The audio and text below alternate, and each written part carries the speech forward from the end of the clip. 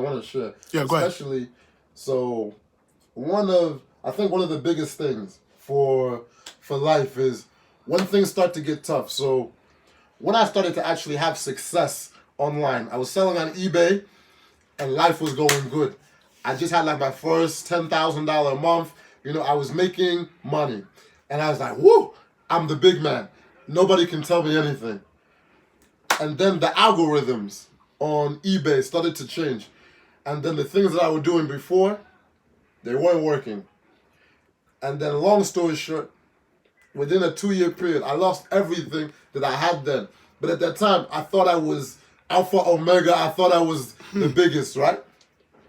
Then I moved back home with my mom. humble beginning, right? And then from there, this is where I feel like some people, you're gonna push through or you fold and you go back to your regular life. You're gonna get a job. So this time now, I have no internet in my house, right? Because I didn't have money to pay the internet bill. My laptop, I don't have, so I have to go to the library, and it's the winter of Chicago. The snow is like this. I swear to God, the snow is like this. And the library is about 1.5 miles. And I don't have a car because the car I had before, I sold it because I had no money left. So now, because I wanted to keep the dream alive, every day, from the time that the library would wake, about 8 o'clock, 9 o'clock, I would run through the snow every day to the library, go on the computer to the time it closed, because that was the only place I could get free internet. Work on my business, and when it closed, then I'll come back. But then sometimes there would be like this hotel. I could go in and just chill in the lobby and work, and I would do that for time. And some people would be like, "Why would you do that? Why don't you just relax at home or going through these things?" But for me, I knew where I wanted to go, and there was nothing that was going to stop me from what I knew was in my heart. I was going to put out into the world, whatever business, because some people, when it gets hard, they just want the easy way out. And that's where most people, ordinary for me, has never inspired me. Like a normal lifestyle, a normal car, a normal body, normal nothing, it's never inspired me. And I don't like, not to say I don't like normal people, but I feel God puts these amazing dreams and visions inside of our heart. And so many people, they kind of, as they get older and older, they let it kind of go by the side. But for me, to feel alive, I need to be living like my ultimate purpose. And so that was like the thing that really pushed me through. And that was like, I went through like 1.5 years of just like struggle to get back to just like a level playing field. And so that's one of the biggest messages I want to leave with people. When you start to like struggle, and then you're like, and people, because the tough thing as well is supporters. All you need is one person supporting you. Because my mom, like, she loves me, but at that time I didn't have money, and then, so it looks like I'm not working. So she comes back from work, she's frustrated doing all this.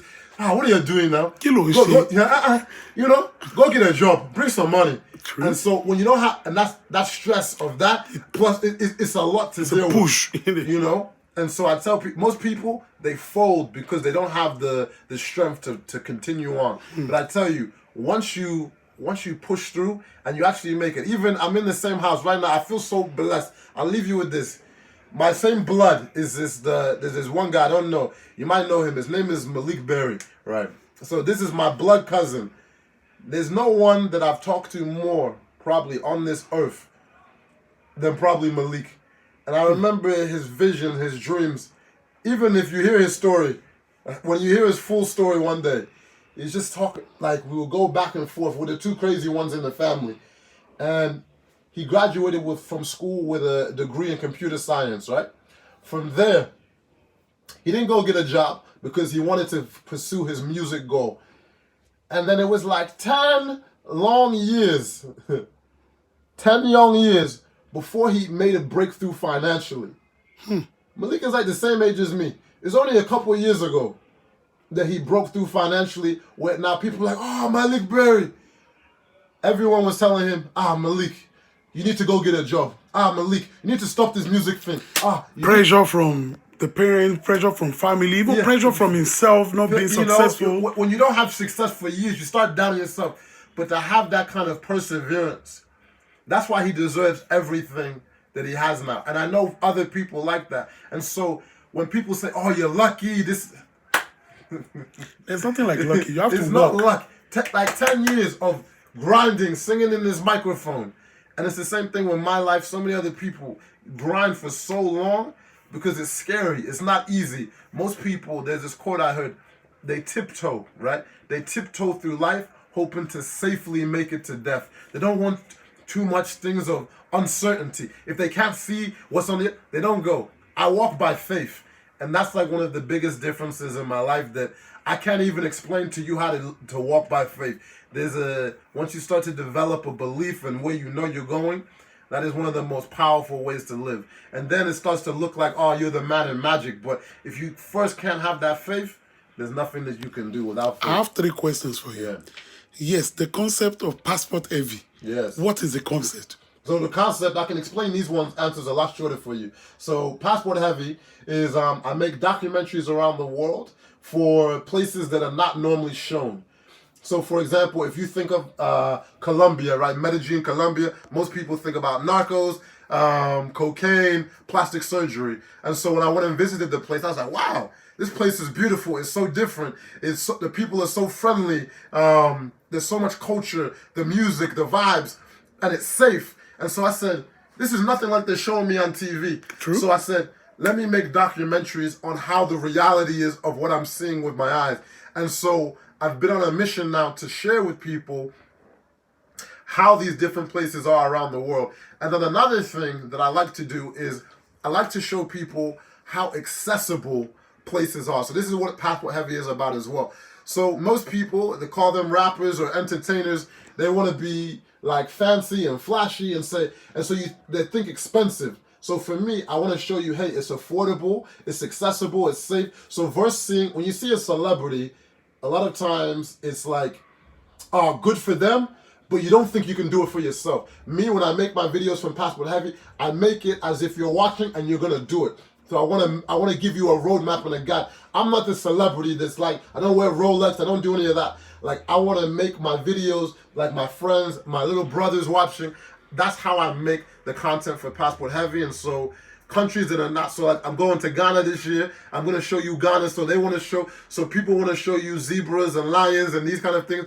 I'm going to show you the beautiful real culture, the sophistication, all of the amazing things that makes Africa. There's many sides of Africa. I'm not saying you can't do a safari, but they only show you one side of the narration. So I want to show you the beautiful side. Or if it's London here, when I create a video on London, I did a video on a place called Brixton. So if you're doing a comparison, so there's like Manhattan and then there's Brooklyn. So like I want to show you the Brooklyn of a place, right? I want to show you the culture. Like we go to Bali and I tell you there's options. You don't have to go to Ibiza. You don't have to go to all these fancy money spending, because here's the thing of reality.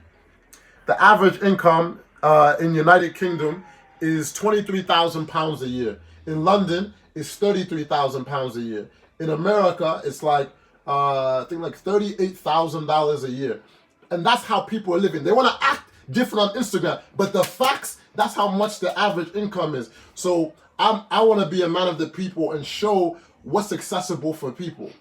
So that's like the mission of Passport Heavy. I want to show people you can go to these places like Indonesia and you can live so cheap, or go to Colombia.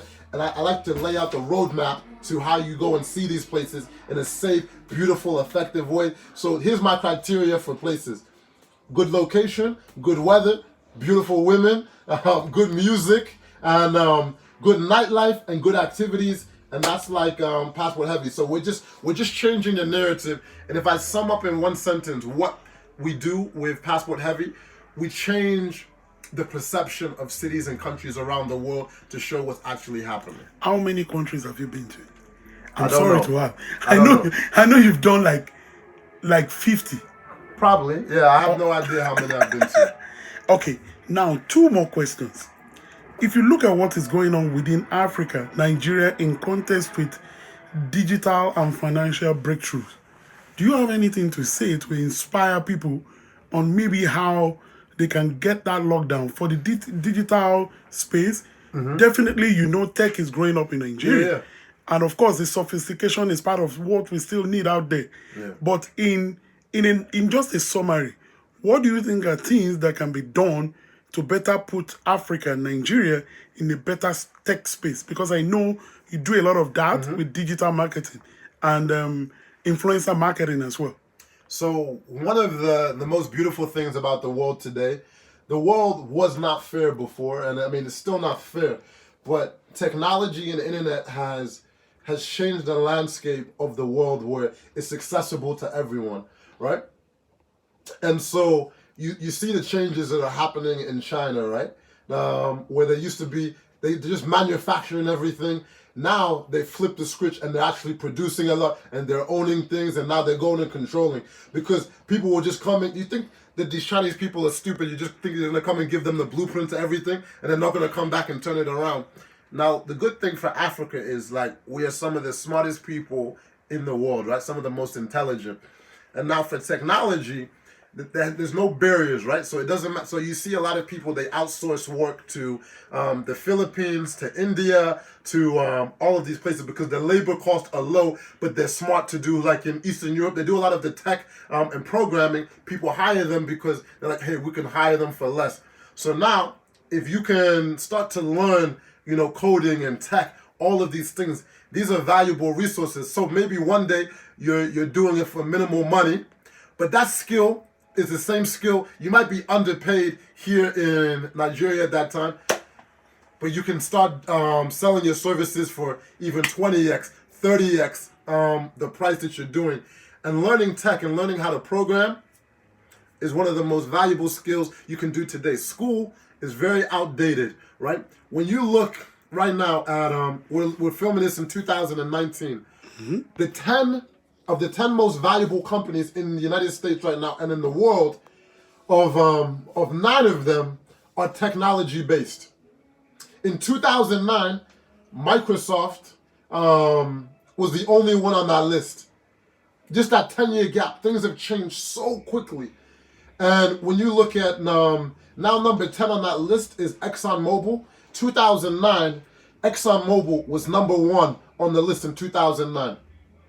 But I don't think people have really comprehended how quickly these companies, so when you look at Facebook, you look at Amazon, you look at Google, right? These are the most powerful companies in the world. You cannot go to school to learn how to really work at these companies. True. And so if you can learn from the quote unquote the streets, they have these programs that you learn, you become so valuable in this marketplace. And I'm telling you, if you start practicing and learning that stuff, the way the money will fall in your lap, because people will want to hire you to do those kind of jobs. Like, it's one of the most in-demand jobs if you start learning how to maneuver in this tech world. All these other things are cool. Like, even, okay, be a lawyer, be in this. No. Technology is the way of the future, and if you learn from a young age how to maneuver in that space, I promise you, you're going to be so valuable you won't even know what to do with yourself. Wow. Digital marketing and music in Africa. Wow, good question. Digital marketing and music in Africa. So one of the things I would say, because the marketplace is different, right? In Nigeria than it is in like United States or in the Western world, the way that they do things, right? So you have to think about, how are you going to monetize what it is that you're doing. So you have a voice, right? So if you have a voice, how can people pay you for your services? So my friend, she has a fitness business, right, in Thailand. Her name is Dao. She lives in this place, Chiang Mai. One of my filmmakers' girlfriend or ex-girlfriends now, but they're still cool. And so she is in Thailand. The average income is maybe like $350 a month. I probably shouldn't put her income on blast. I don't know if people are going to be seeing it. But she's making 5 figures a month in Thailand. Young girl, 24 years old. She built a presence on Instagram, right? And so there, people pay through their phones, right? Because they load money at the convenience stores and then they pay them digitally through that. And I know Africa has a similar kind of system where it's not everyone is paying with Visa and this. So they have to, and so she realized her market. So she's doing that. She's putting out workout programs. She's putting together fitness guides. So if I related it to music, I'm like, okay, how can I extract the money in ways that they actually spend money if I was trying to focus on Africa. So I don't know enough. I'm not on the ground enough to know enough about the mobile payments and how people move stuff with the money. But like, I would be like, okay, if I can't sell my music, one way obviously is touring. But touring, you only can do that so much, right? That's like saying, that's still manual labor, even if it's at the highest degree. But how can you monetize your money or monetize your time and your influence 24 hours a day? So for me, like, I have my business, no matter what time of day it is, right? I don't really, because a lot of people just talk, right? So I'll even give you insight. This thing is called Stripe. This is like payment process. I shouldn't show you, but hear this. That's 200 grand, right? For the last 4 weeks. Most people won't show you that. But anyways, enough about my numbers. But biggest thing is like learning how to monetize. So if it's, I don't know, what are the biggest things that they sell? So music, you have alcohol, but I don't know if there's any African brands that have branded alcohol. Because I feel like there has to be a shift with the African brands, because everyone wants to be like, hey, I'm foreign, I'm buying French this, I'm buying this, that. And so I would really figure out how to brand. Branding is probably one of the most important things for Africa. The new branding. So when you look at China, nobody wanted to have shit from China before, right? Nobody. But now they've changed their branding. You look at brands like the DJI, their drones. People are buying them around the world because it doesn't look like a cheap Chinese brand. And so one of the most important things for Africa is to learn how to brand where you have like that feeling. You know, like when they put on Gucci, look at me now, right? I don't buy none of that shit. I don't fuck with none of that shit. And I never will, because it doesn't support me and my people. And so I say, really think about how you guys can create something that you're going to be proud of, that no matter what color. So one of the biggest issues as well is a lot of black brand, they're only supported by black people, and then so it doesn't have like the prestige that it needs to have. And so creating brands that everyone's included in and that you can sell to the world, no matter the color, because you're limited if you only sell to your own people. So me, I want everybody's money. I don't give a fuck if you white, black, but I want everybody's money.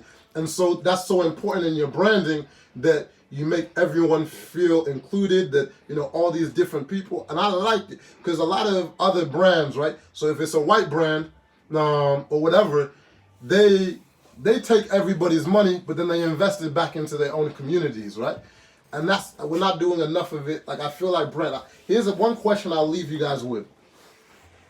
What is the most prestigious black-owned brand in the world right now? So, like, for example, let's say you have a Ralph Lauren, or let's say you have a Ritz-Carlton hotel, you have a Facebook, you have whatever, a Nike shoe. What is the most prestigious black brand where they're like, hey, I don't care what color you are, if you just associated with it, they feel cool?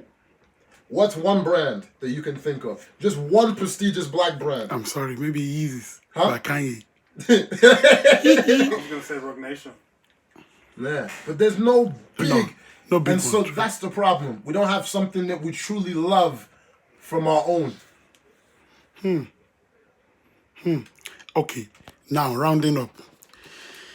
A lot of people are going to be inspired by what we've done. How is the best way? I don't want to say advise upcoming. No. I want to say, what word are you going to leave in the minds of people that listen or watch this footage? Like the best advice you can give to anybody that is aspiring to try and emulate your path. I know a lot of people are going to go all out, to go and search for what you are, what you do, and they're going to be inspired. They just need one word. One word. Maybe two, maybe three. I leave. One word. Wow. Great question.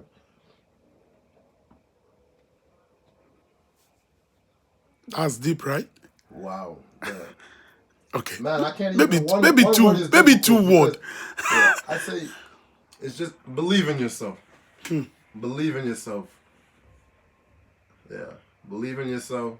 and anything is possible. As cliche and cheesy as it sounds, because if you don't believe in yourself, when it gets tough, when it gets rough, you're not going to be able to push on. You're not going to have the confidence to fight back against other people. And then when you're doubting yourself, you're just going to be like, they're right. And so if you believe in yourself, anything, and then once you get one win, this is like my motto in life. Momentum is everything. Once you start winning, keep going. Because so many people, they get on, and then they stop. They're like, oh, I'm cool. And then some people can't get that momentum back. Momentum is everything. So once you get on a winning streak, keep going. Look at all these Diddy's, Jay-Z's, all these people. Once they win, they're at the next thing. You got to keep them moving. Like you see people, 50 million views here, 20, and then see them 2 years later, they're trying to scratch for 1 million views. You know, music, you can be in business, all these things that I've seen. You've got to stay consistent. Thank you very much, and I'm so happy to also have Malik Berry. Hey! We're all good. We are like students of what are you hiding your face? I said, we are students. This guy's story. Yeah, he gave some. People are inspired. Thank you. Thank you very much. Thank you for the Thank platform. you, because you know it's hard to catch up with you, man. The only way I can only catch up with Jubril is just through Instagram and Facebook. I'm like, okay, he's in Bali today. No, he's in Indonesia today. No, he's in Dubai. You know, I'm so happy. Thank you very much, and God bless you, bro. Thank you.